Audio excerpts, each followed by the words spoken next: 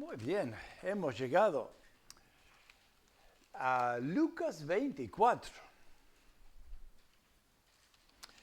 Y qué perfecto o perfecta la coordinación para estar en Lucas 24 en Domingo Resurrección.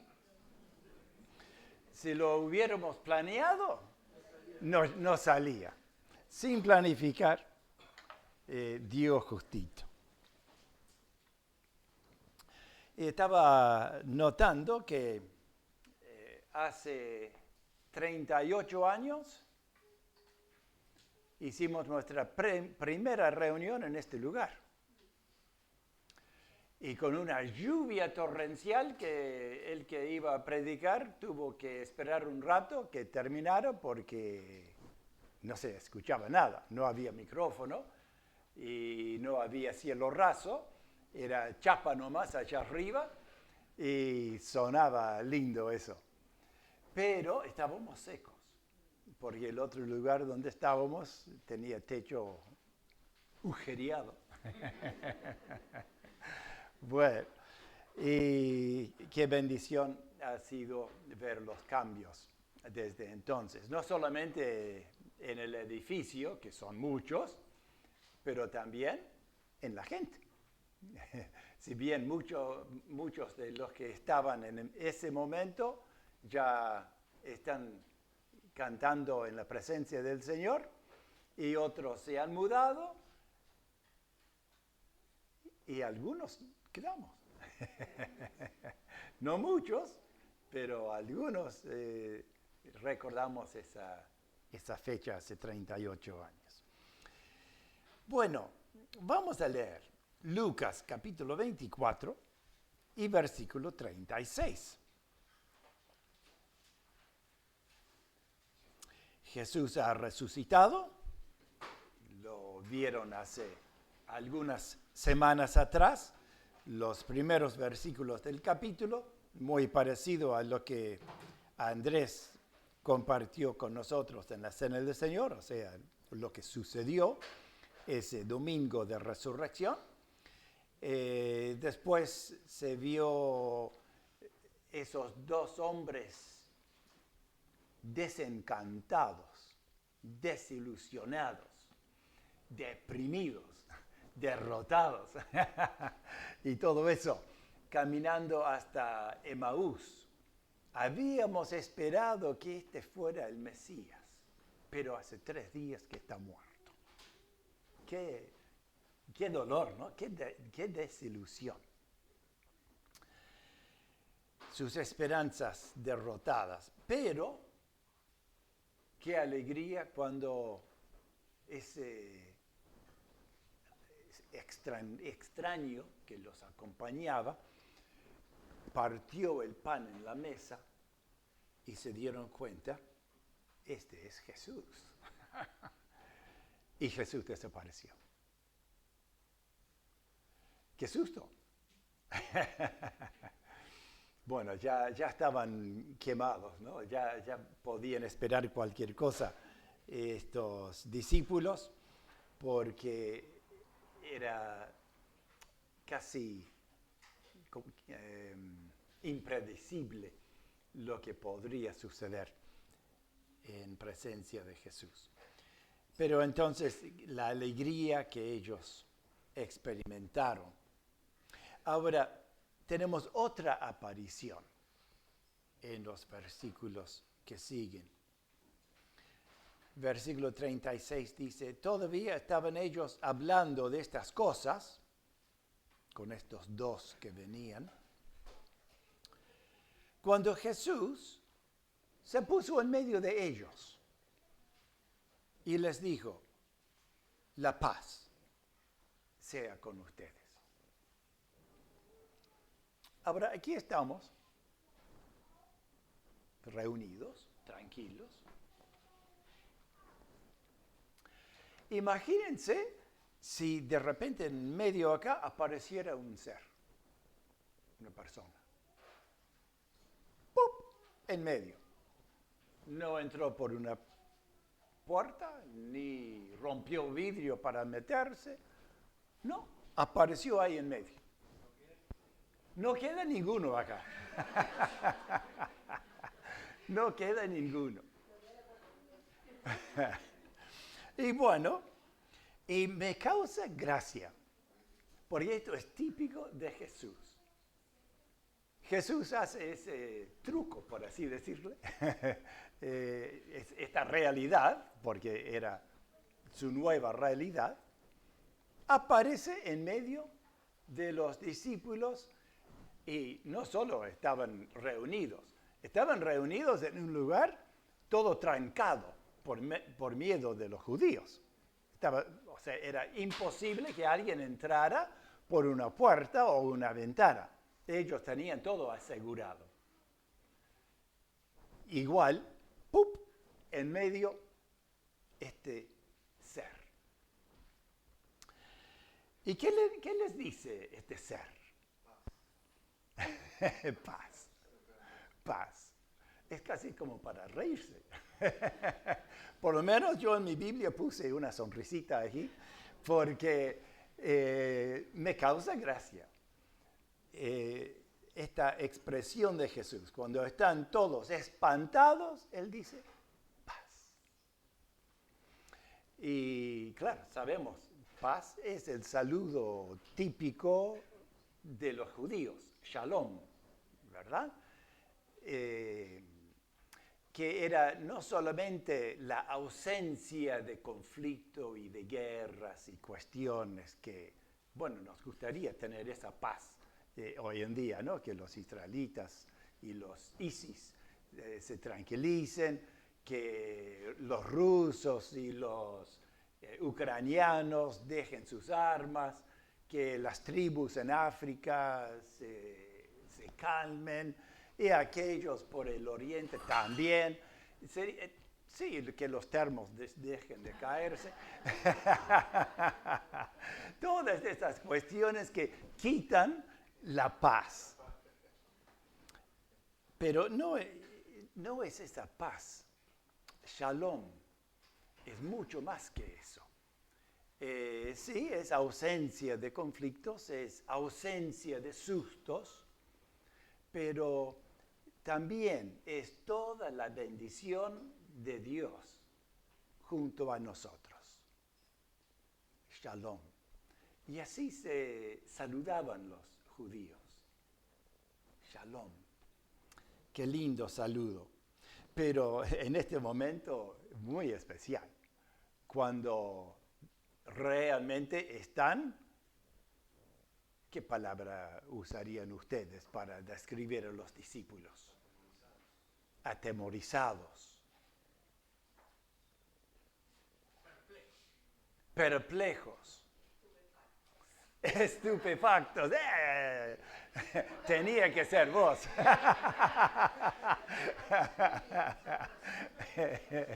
Ella misma confesó que le gusta usar palabras exóticas. Bien. Salió al padre, me parece. Bueno. Paz sea con ustedes. Jesús había dicho a los discípulos, no mucho antes, en Juan 14, mi paz os doy, no como el mundo la da. El mundo, la paz que puede dar es cuando bajan las armas, es cuando quizás pidan disculpas por haber hecho algo o dicho algo y, bueno, se tranquilizan los ánimos. Pero la paz que Cristo nos da, ¿cómo será? Es la paz de saber que estamos en sus manos. Es la paz de saber que Él está en control. Y que venga lo que venga, Él lo sabe y Él está en control. Aunque yo no entiendo nada, aunque no me guste lo que está pasando, pero mi confianza en Él me permite estar tranquilo. Eso es lindo. Y es un fruto de la presencia del Espíritu Santo en nuestras vidas. Hoy, allá en la casa, estábamos repasando los frutos, o el fruto del Espíritu Santo en los creyentes. Amor, gozo, paz. Y después todos los demás. Eran 9, ¿verdad? Bien. Paz. Dice en el versículo 37, ellos se espantaron y se atemorizaron. ¿Y por qué? Dice, pues creían estar viendo un espíritu. Y bueno, en cierto sentido lo estaban viendo, porque ya era un cuerpo espiritual, no limitado, como estaban comprobando, a las leyes físicas, porque pasó pared como tal cosa, y ahí está en medio, en un instante, y en otro instante desaparece. ¿Se acuerdan cuando estaban remando a todo lo que daba en el mar de Galilea? Una tormenta de viento que peligraba la embarcación.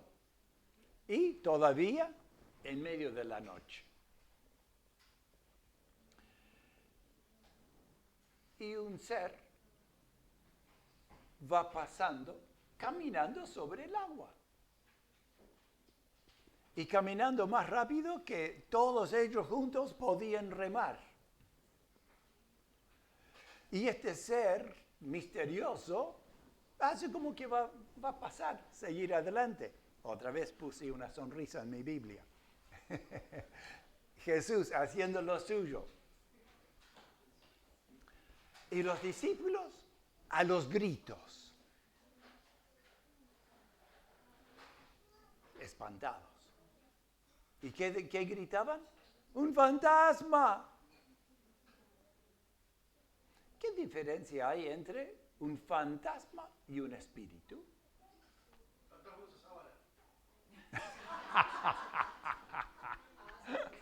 Muy bien, era sencilla la diferencia.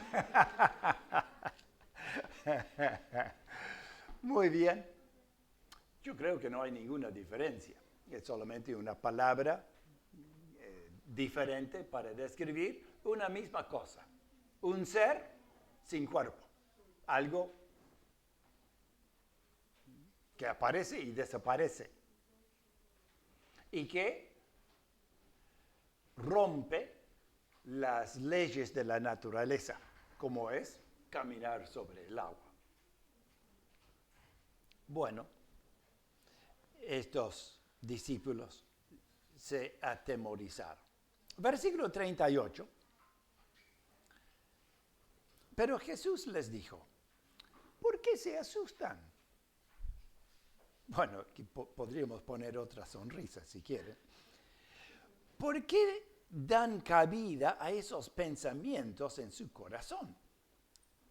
Y ahora dice, miren mis manos y mis pies. Soy yo. ¿Qué tenían sus manos y sus pies? Las marcas de los clavos, de la crucifixión. Estaban las marcas. Así que era Jesús. No había ninguna duda. Y no cabía ninguna duda. Y Jesús dice, tóquenme y véanme. Un espíritu no tiene carne ni huesos. Como pueden ver, que los tengo yo. Ahora esto es interesante. porque Jesús está resucitado. Es un cuerpo diferente al que había tenido. Un cuerpo incorruptible, como va a decir Pablo en 1 Corintios 15. ¿Y qué les parece si pasamos a 1 Corintios 15, versículo 35?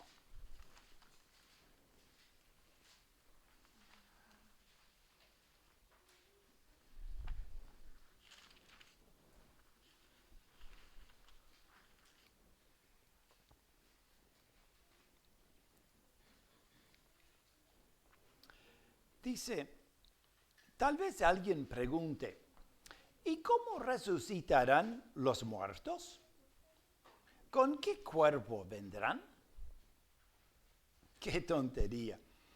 Lo que tú siembras no cobra vida si antes no muere. Y lo que siembras no es lo que luego saldrá, sino el grano desnudo, ya sea de trigo o de algún otro grano. Pero Dios le da el cuerpo que quiso darle, y a cada semilla le da su propio cuerpo. No todos los cuerpos son iguales, sino que uno es el cuerpo de los hombres y otro muy distinto, el de los animales. Otro el de los peces y otro el de las aves. También hay cuerpos celestiales y cuerpos terrenales. Pero la gloria de los celestiales es una y la de los terrenales es otra. Uno es el esplendor del sol, otro el de la luna y otro el de las estrellas. Pues una estrella es diferente de otra en su magnificencia. Así será también en la resurrección de los muertos. Lo que se siembra en corrupción resucitará en incorrupción. Ahí está la palabra que nos dijo Gonzalo. Lo que se siembra en deshonra resucitará en gloria. Lo que se siembra en debilidad resucitará en poder. Se siembra un cuerpo animal y resucitará un cuerpo espiritual. Porque así como hay un cuerpo animal, hay también un cuerpo espiritual. Así también está escrito. El primer hombre, Adán, se hizo un ser con vida. Y el postrer Adán, un espíritu que da vida. Pero lo espiritual no vino primero, sino lo animal o lo natural. Y luego lo espiritual. Bueno, el versículo 48. Semejantes al terrenal serán también los terrenales. Y semejantes al celestial serán también los celestiales. Así como hemos llevado la imagen del hombre terrenal, así también llevaremos la imagen del celestial. Bueno, esto tiene su raíz, su fundamento, en lo que ocurrió con Jesús. Jesús lo mataron. Su cuerpo físico, material, fue sepultado. Corrieron una roca de toneladas para tapar la entrada al sepulcro. Cuando ocurre el terremoto y el ángel aparece y corre esa piedra. La gente mira adentro ¿Y dónde está el muerto? Desapareció.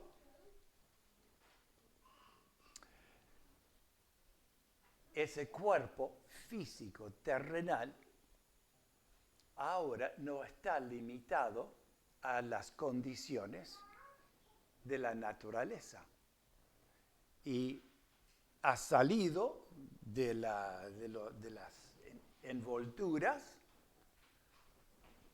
y desapareció. Bien se ha dicho que la piedra no se corrió para dejar salir a Cristo, sino para dejar entrar los testigos a ver que Cristo no estaba. Llegan las mujeres, no ven a nadie y de repente ahí está Jesús. Y así los otros dos que van camino a Emaús, aparece de la nada este extraño que no identifican hasta ver las manos. Aparece en el aposento acá, en este cuarto cerrado, y aparece en medio. ¿Por qué? Es un cuerpo diferente. Es un cuerpo glorificado. Es un cuerpo que ya está acondicionado para estar en la gloria con el Señor. Y Pablo está diciendo, vos y yo vamos a tener cuerpos así.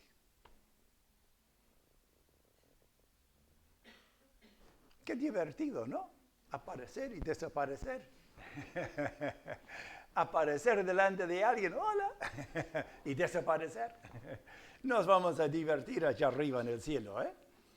Pero aquí el Señor está acondicionando, está preparando a los discípulos para años de ausencia física, porque nunca más van a ver a Jesús. Después que asciende al cielo, el Señor no vuelve a bajar. Va en el futuro, nos ha prometido volver a gobernar. Primero va a volver a sacar a la iglesia, los creyentes, para que estemos con Él, y luego vendremos con Él para ese milenio. Pero mientras estos 2000 años, los creyentes necesitamos tener esa certeza, el Señor está conmigo. Como decía el salmista, el Señor está conmigo, no temeré lo que me pueda hacer el hombre. Como dijo Jesús, no teman a los que matan el cuerpo y después no pueden hacer otra cosa más, sino teman a aquel que puede destruir el cuerpo y el alma en el infierno. Ese sí hay que temer, hay que respetarle. Bueno, los discípulos van aprendiendo de que aunque no pueden ver a Jesús, está ahí. Y todavía están en un momento que, cuando menos lo esperan, puede aparecer y darles un susto.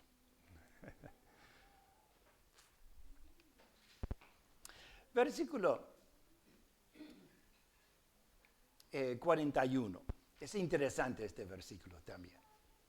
Como ellos, por el gozo y la sorpresa que tenían, no le creían, Jesús les dijo, ¿tienen aquí algo de comer? Y ellos le dieron parte de un pescado asado, y él lo tomó y se lo comió delante de ellos. Así que este cuerpo espiritual puede comer. Qué bueno, ¿no? La verdad que disfrutamos comer, ¿no? No podemos imaginar una eternidad sin probar nada. Bueno, Para Eunice sería más o menos lo mismo porque no siente el gusto a nada, así que... Ahí va a sentir. Ahí, bueno, sí comemos. Porque no sabemos si Jesús come porque tenía hambre. Nunca más dice que Jesús tenía hambre. Antes sí, había tenido hambre, había tenido sed, pero ahora no. Puede, como puede aparecer visiblemente cuando quiere, y cuando quiere, no, sin apariencia. Yo calculo que no necesita comer, que en el cielo no va a haber comida, lamento, Gonzalo. Y no va a haber Coca-Cola. Y bueno, ¿qué se va a hacer? Pero habrán otras cosas mucho más buenas. Pero el Señor está mostrando tanta paciencia.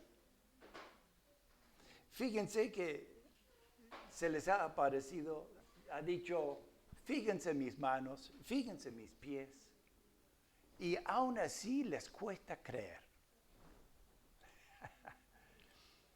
Y entonces con toda esa paciencia, como no le creían, dice en el 41, Jesús les dice, tienen algo para comer, o sea, para enseñarles la lección. Soy yo, el que andaba con ustedes. ¿Se acuerdan cuando estaban, lo relata en Juan, cuando los discípulos habían dicho, vamos a pescar? Era Pedro, ¿no? Que empezó, estos Pedro. Y vamos a pescar, y todos se fueron con él a pescar. Pero no pescaron nada.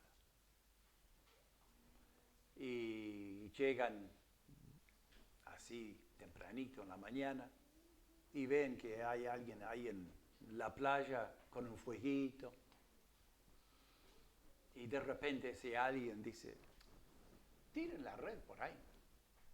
Y sacan, eran 153 peces grandes. Y Juan dice, es el Señor. Bien, un lindo relato allí finalizando el Evangelio de Juan. Jesús y los peces, los discípulos y los peces, este es Jesús. Entonces toma el pescado y lo comió delante de ellos. Luego les dijo, versículo 44, lo que ha pasado conmigo es lo mismo que les anuncié cuando aún estaba con ustedes. O sea, antes de que muriera en la cruz, antes de mi resurrección, ya les había dicho todo esto. Y recordamos, eran por lo menos 3 veces que Jesús anunció su muerte con flor de detalles. ¿Se acuerdan?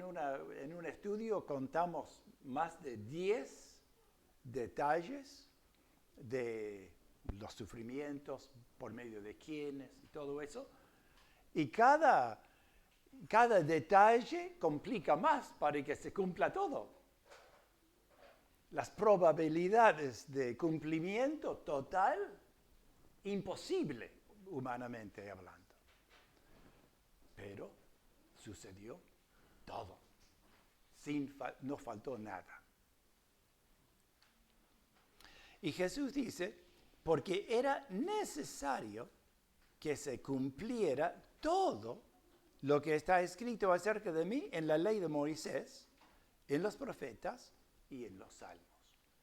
O sea, las 3 partes del Antiguo Testamento, de la Biblia de los judíos. Desde Génesis hasta Malaquías.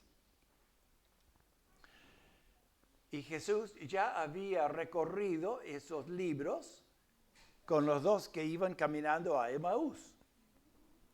Cuando dice allí que Jesús contó todo lo que las Escrituras, desde de Moisés, los profetas y los salmos, todo lo que decían acerca de él.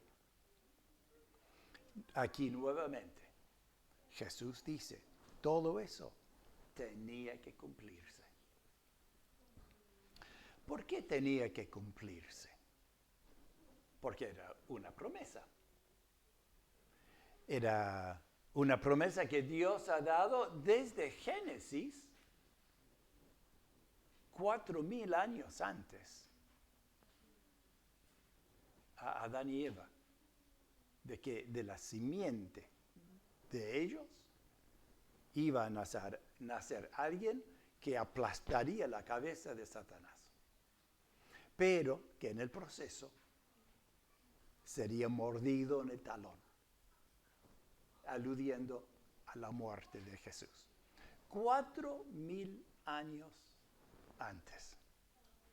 Y se cumplió. En los Salmos, hasta detalles que aluden a una crucifixión cientos de años antes de que existiera esa forma de matar a los criminales. O sea, que el Señor Jesús ha cumplido todas las promesas y las profecías que daban las Escrituras. ¿Por qué? Bueno, si Dios dice, ocurre. Cuando Dios dice, ocurre. Por eso era necesario que Jesús fuera castigado, muriera en la cruz y que resucitara. Porque Dios lo había anunciado antes. Tenía que suceder.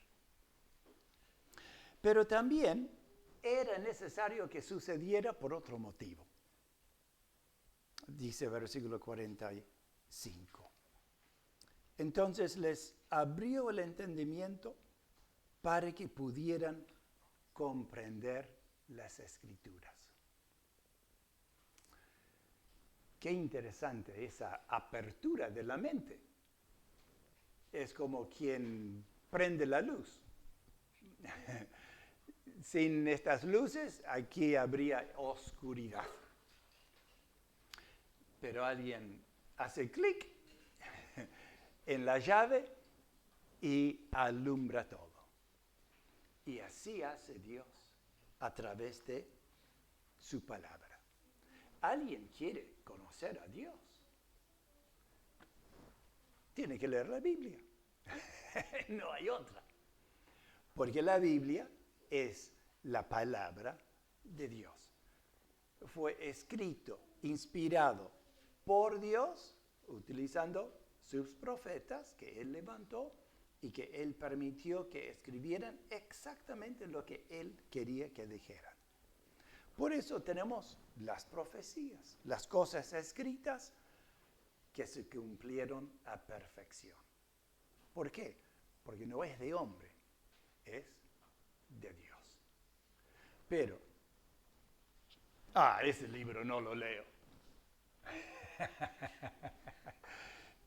Algunos tienen miedo, es un miedo supersticioso de agarrar la Biblia. También es otra, sí. Entonces, no leen la Biblia. Y en mis andanzas, muchas personas me han dicho, no, la Biblia no. Otros que reconocen algo de la Biblia, pero dicen, pero no es para las personas comunes, hay que ser un sacerdote, una persona especial para poder leer e interpretar. Distintas cosas. Pero si no leemos la Biblia, vamos a mantener el velo sobre los ojos. No vamos a entender nada.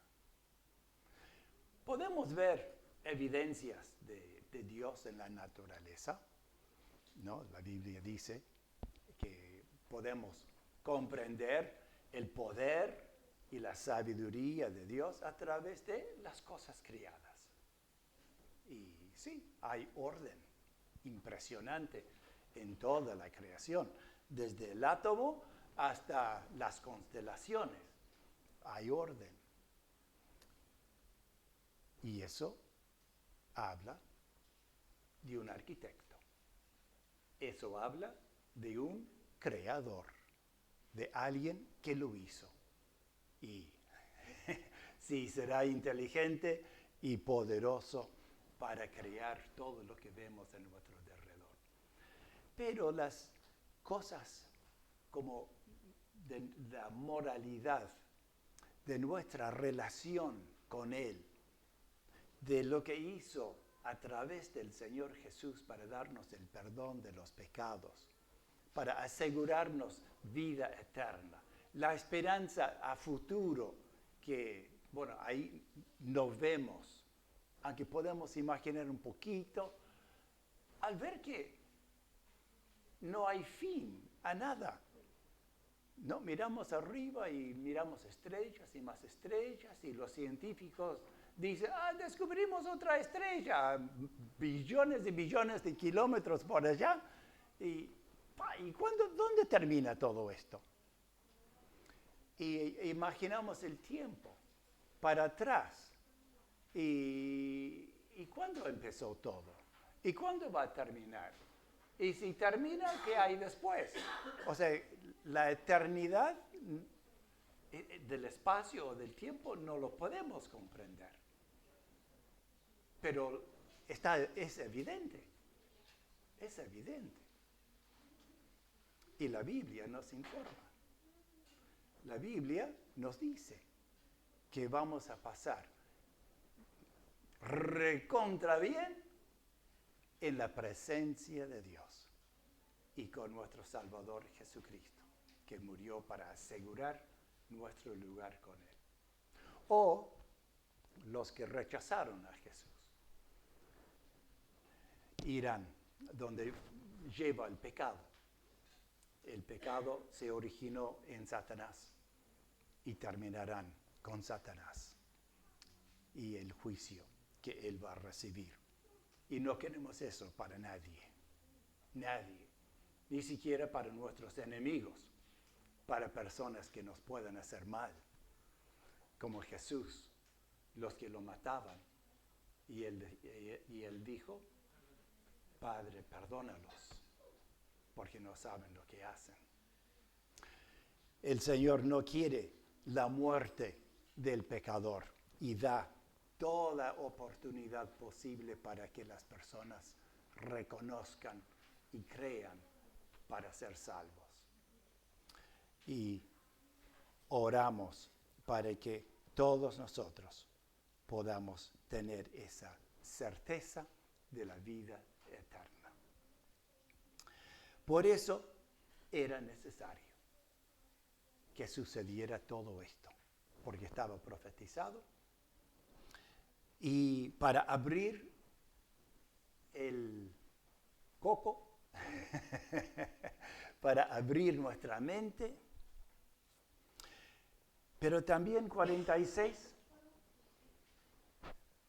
así está escrito, y así era necesario que el Cristo padeciera y resucitara de los muertos al tercer día.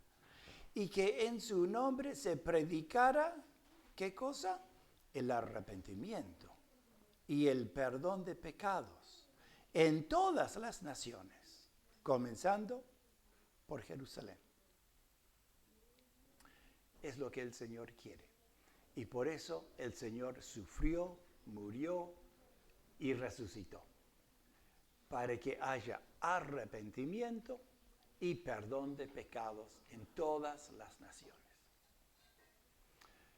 Y bueno, tenemos Apocalipsis que termina allá arriba. ¿Y qué hay allá arriba? Hay gente de todas las naciones, los pueblos, lenguas, dialectos. Está lleno de todo lo que hay. Va a haber un representante de cada especie allá arriba. Qué fantástico. Y no tendremos que aprender mandarín, no tendremos que aprender inglés, ni español. Qué lindo, ¿eh? Posibilidad de comunicarnos perfectamente con todo el mundo y especialmente con Dios.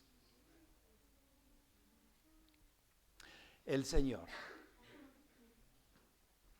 sufrió, era necesario su muerte y su resurrección para que todo fuera cumplido, para que nuestras mentes se abrieran y para que se abrieran también nuestros corazones al mensaje, produciendo arrepentimiento y fe en el Señor Jesús. Ahora, el Señor habló de predicar y dice en el 48, ustedes, estos discípulos que estaban temblando de miedo al ver a este fantasma delante de ellos, ustedes son testigos. Yo voy a enviar sobre ustedes la promesa de mi Padre, pero ustedes quédense en la ciudad de Jerusalén hasta que desde lo alto sean investidos de poder. Era el Espíritu Santo de la promesa que Jesús había prometido en Juan capítulo 14, 15, 16, llamado el Consolador, el otro Consolador.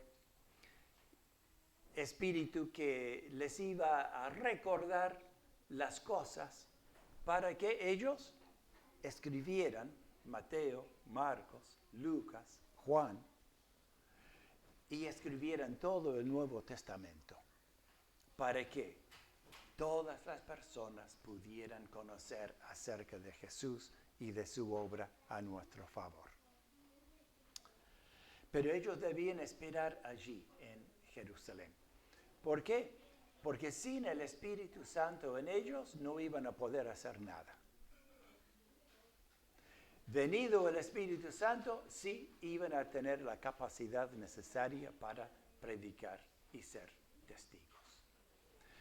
Pedro, que ante preguntas de una muchacha, se asustó y dijo, no, ni lo conozco. ¿Se acuerdan? ¿Qué testigo? Ni lo conozco, no vi nada, no sé nada. Como los políticos, ¿no? Que, no estoy enterado. Y bueno, pero después de la venida del Espíritu Santo, en el mismo día, el acontecimiento allí de Hechos capítulo 2, llega el Espíritu Santo, se para Pedro y se larga un sermón, pero una joya, relatando la historia de Israel, pero con fino propósito, mostrando la rebeldía constante de los israelitas, pero el cumplimiento de las promesas de Dios hasta la misma resurrección de Jesús y su acusación a los judíos. Ustedes mataron al dador de la vida, pero Dios lo ha resucitado. Y bueno, después de Pedro, Esteban y Juan, Felipe con el etíope, todos investidos del Espíritu Santo. Y así pudieron ser testigos. Y vos y yo, lo mismo. Cuando nosotros creemos en el Señor Jesucristo, ocurre ese milagro del nuevo nacimiento, pero también el Espíritu Santo viene a vivir en nosotros, porque nacemos del Espíritu de Dios. Desde ese momento de creer, de tener el Espíritu Santo, estamos capacitados para testificar. ¿Qué es un testigo? No es un predicador, no es un maestro. Un testigo es alguien que dice, yo vi, yo sentí, yo oí, relata lo que le pasó. En el bautismo escuchamos un pedacito de testimonio de Sara, un pedacito. Algún día que podemos dedicar un día, vamos a escucharla.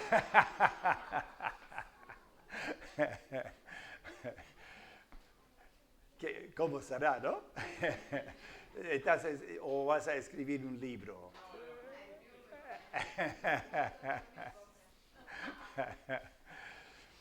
Pero el momento que ocurre la realidad de la presencia del Espíritu Santo en nosotros, podemos hablar de lo que Dios ha hecho por nosotros.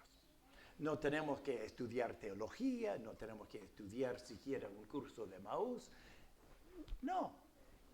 Con lo que nos pasó, puedo decir a fulano, a mi amigo, a mi amiga, lo que me pasó.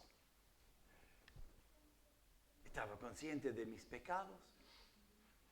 Supe que Jesús murió por mí en la cruz. Resucitó triunfante. Es el Salvador que necesito para el perdón de mis pecados y para tener vida eterna. Y chao, Pinela. No hay más. Esa es la base.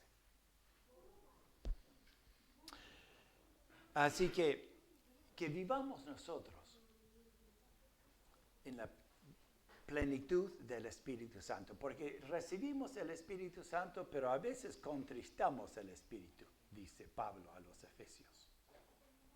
Y a veces llegamos hasta apagar al Espíritu. Contristamos el Espíritu haciendo las cosas que el Espíritu no quiere que hagamos, ¿no? El Espíritu de Dios dice en la Biblia, no mintáis los unos a los otros, sino hablad verdad. Mentiritas, no, no, no. Cantamos con los niños, ¿verdad? Hay que decir la verdad. Y bueno, si yo digo mentiras, una sola mentira, estoy contristando el Espíritu Santo. Y si practico la mentira, voy a apagar al Espíritu. Voy a hacer como este cuarto con todas las llaves apagadas, a oscuras. A pesar de que hay 220 volts corriendo por todos los cables. Pero por tema de la llave, no está llegando la corriente para alumbrar. Y el creyente, desobediente, rebelde, que no debería existir, pero lamentablemente a veces ocurre, apaga el Espíritu. Y a veces llega a ser hasta peor en su conducta que un no creyente. Es triste. Pero el Señor lo va a buscar. El Señor es el buen pastor que busca y trae a su oveja extraviada usando distintos medios para restaurar a esa oveja. Se va a chocar con todo hasta que se encienda la luz. Exactamente. Claro. Escucharon este comentario, ¿no? Con la luz apagada se choca con todo hasta encender la luz. Y el creyente con el Espíritu Santo apagado va a chocar por todas partes. hasta que vuelve al Señor y la luz nuevamente brilla. Bueno, rápidamente, versículo 50. Luego los llevó de allí a Betania y levantando sus manos los bendijo. Qué lindo recibir la bendición de Jesús. El proverbio dice que la bendición de Jehová enriquece y no añade tristeza con ella. Esa es una bendición que yo quiero. Porque por ahí hay cosas lindas que parecen buenas, pero cuando quieres acordar, ¡pam! Te mató. Sucedió que mientras los bendecía, se apartó de ellos y fue llevado a las alturas del cielo. Bueno, ellos lo adoraron. Ya hay un cambio aquí en los discípulos, ¿no? Ya no hay susto, no hay miedo, lo adoraron. Y fíjense, ¿quién es Jesús para que los discípulos lo adoren? Para que lo adoren. Porque ningún judío se va a arrodillar para adorar a algo o alguien que no sea Dios. Esta acción muestra que Jesús era Dios y los discípulos reconociéndolo en este acto de adorar a Jesús. Cosas que habían hecho los magos cuando Jesús era niño y ellos llegaron con sus presentes y dice que lo adoraron. Y varios a través de la vida de Jesús también lo adoraron. Y Jesús aceptaba esa adoración. Y también versículo 52 dice, después volvieron muy alegres, felices a Jerusalén. El etíope, luego de escuchar el evangelio con Felipe, dice, aquí hay agua, ¿qué impide que sea bautizado? Y fue bautizado, y cuando salieron del agua, Felipe desapareció. Y el etíope siguió su camino como gozoso. ¿Cómo estás? Sí, Sarita. Gozosa, me alegro. Recién bautizada, gozosa. Claro, así es. Sentimos ese gozo del Señor en nuestro corazón. Y también dice el 53, siempre estaban en el templo alabando y bendiciendo a Dios. Otro resultado de una vida que se entrega al Señor. Gozo, plenitud del Espíritu, testificando, y unidad. Somos un pueblo, una familia, una nación. Todas figuras que utiliza la Biblia para describir esto, que somos los creyentes, una nueva unidad, un pueblo que le gusta estar juntos. Cuando un creyente pierde ganas de estar con el pueblo de Dios, ¿qué pasa? Y hay que preguntar, ¿qué pasa? Es como cuando sube la temperatura o nos tomamos la presión y tengo 19. Es un síntoma de que algo anda mal. El creyente que no se reúne anda mal. Está permitiendo un pecado en su vida. Está desanimado. Ha dado lugar a dudas.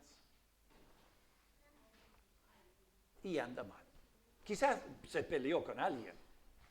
Acá nunca sucede, ¿no? Pero puede suceder. En algunos lugares hay alguna discusión y con este no hablo más.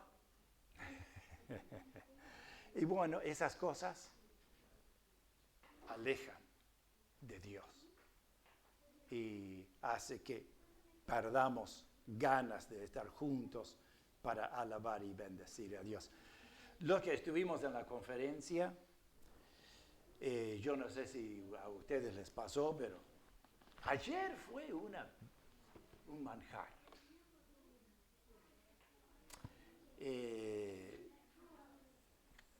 Realmente, ojalá todos pudieran haber estado. Yo pensaba lo mismo.